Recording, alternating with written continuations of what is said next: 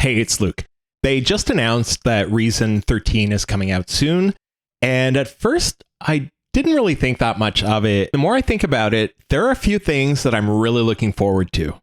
The first one is this new search feature, and if you've been watching my videos for a while, you'll know that there was one thing that I really didn't like in Reason 12, and it's this search feature here where if you search for bass, and you'll notice here we're under instruments, it'll bring up the different bass devices and plugins.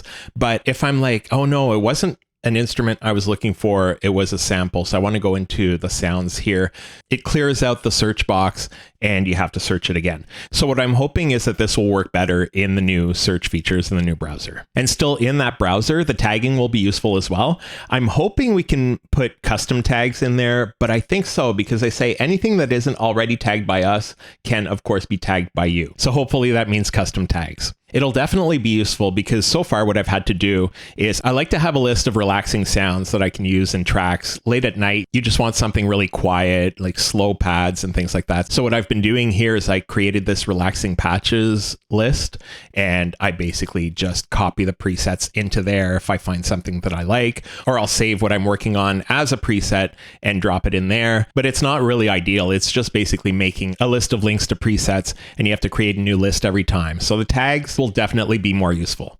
Number 2 is they say there are new song starter templates. And it makes me wonder if there were any at all in Reason 12 because I couldn't find any in the software, but I'm just going to search here. Reason 12 song starter templates. Template songs. Oh, this is interesting. I didn't even know we had this. Ambient Reason template, Club Reason template, the Writer Reason template, Rhythm Supply documents. What are those?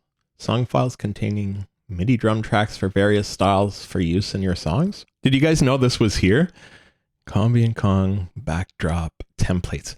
Interesting. There are only 5 of them, but that's one of the things that they say that there are going to be some new ones. So I'm going to go check out those older ones and I'll be looking forward to the new ones. That's the interesting thing about new product announcements is if you look into what they're saying, a lot of the time you'll discover things that you had access to already in older versions that you didn't even know about.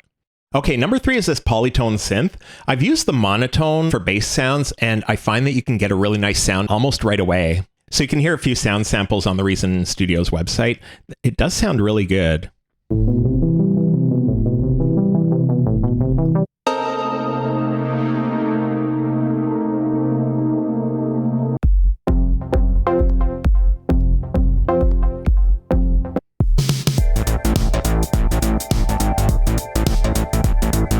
So it's got a nice sound and new synths are always fun. Number 4 is this Sidechain Tool here. This can be useful if you want to get that pumping effect, or if you want to have some sort of gating effects and have the sounds cut in and out really fast or whatever you want to do. I did a video a little while back about a Reason rack extension called Pump that does basically what this looks like it's going to do. And you can check that video if you want. I'll put a link up here. It's free now. It's a really good rack extension. You can have some fun with it while you're waiting for Reason 13 to be released. And it'll be interesting to see how this differs from that one. And it'll be nice to have that feature built right into the software. I usually use the Nicky Romero Kickstart 2 plugin to do this, but I'm looking forward to trying this out and see if it's got some extra features or does anything differently. So it's something else that I'm looking forward to when this comes out in June. Okay, when I was looking for my number 5, I was thinking, I don't want to do just another device, but I took a quick look at this Ripley space delay. And the more I look into it, I'm thinking this is going to be the most exciting thing for me in the whole update. And I'll tell you why. Okay, I zoomed into the device.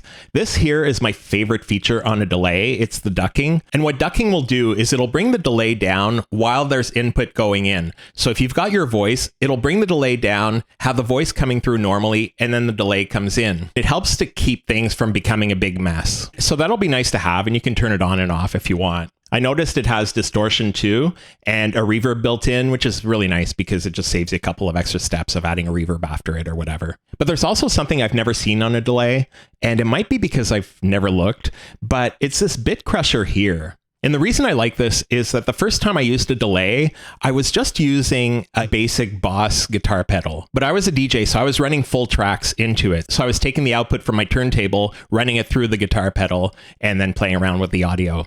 So I was making loops from acapellas and things like that, and then recording it to reel or doing all kinds of things. But what I remember about it is the audio quality coming out of it just wasn't very good at all. It just sounded crunchy and distorted, and it wasn't made for running music through it. It was made for running a guitar, things like that. And I remember making a loop with one record. Actually, I have it here. Hold on. It was this track here. I like it from Dino, whatever it is. And I remember taking this version here, which is called a per cappella, which is basically an acapella with drums, and just looping it with the feedback way up. So it goes over and over. And then I was playing the song over this loop, and it just sounded really interesting. I still have the cassette here somewhere. Anyways, I'll find it one day. But what I find interesting is this bit crusher, along with the distortion and some of the other effects on here, could probably have a sound pretty similar to what was coming out of that guitar pedal in the late 80s, early 90s. When did this come out? 1989, so right around there. So I think even though I have a whole bunch of delay effects, this one's going to be really interesting. Okay, is there anything I missed that you're excited about? Let me know in the comments. I'm going to do more videos about Reason 13 as that launch date gets closer. Thanks for watching, and I'll see you in the next video.